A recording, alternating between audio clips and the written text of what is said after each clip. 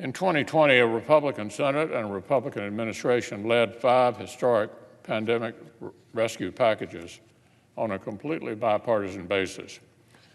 We marshaled the largest federal response to any crisis since World War II, about $4 trillion across 5 bills, all of it completely bipartisan.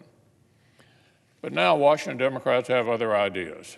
Even though we are still pushing out $900 billion in relief that Congress passed less than 2 months ago, even though a group of Senate Republicans met with President Biden to discuss bipartisan avenues for hundreds of billions of dollars more, Washington Democrats have decided they want to go it alone.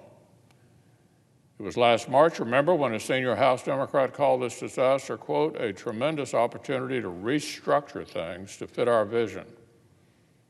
Americans are suffering, but their side seems to see an opportunity to ram through ideological change. That's the impulse behind Democrats' latest $1.9 trillion proposal. Their plan for more massive borrowing puts left-wing myths ahead of scientific evidence and the nation's urgent needs. While the Biden administration's own scientists say schools could reopen safely right now with smart and simple precautions, their proposal buys into the myth from big labor that schools should stay shut a whole lot longer. While Republicans want to save as many jobs as possible, Washington Democrats are backing Senator Sanders' demand to move to double the minimum wage. The Congressional Budget Office says this would kill 1.4 million American jobs. Nonpartisan experts say it would send more people to the unemployment line than it would lift out of poverty. But remember, this is all about liberal dreams, not urgent needs. Some Democrats even want to break Senate rules to jam this through.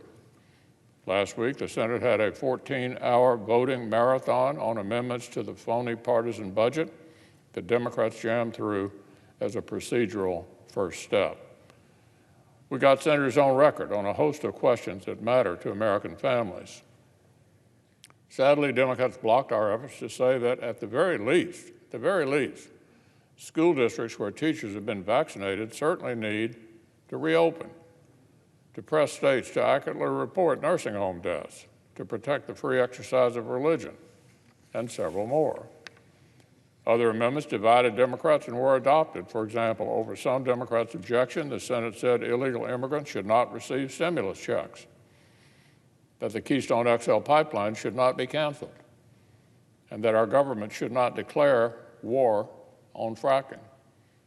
But, amazingly enough, at the end of the night, the very same Senate Democrats who sought to appear moderate by supporting these 3 things turned around and voted in lockstep to strip them all out again. Our colleagues who said they supported these changes voted to strip them right back out at the end of the evening. That's about as Washington, D.C. as it gets. For the sake of America's kids, America's jobs, America's health, Democrats should put the political games aside and resume the same kinds of bipartisan talks they demanded constantly all of last year. American families deserve a process and a bill that puts their actual needs at the center.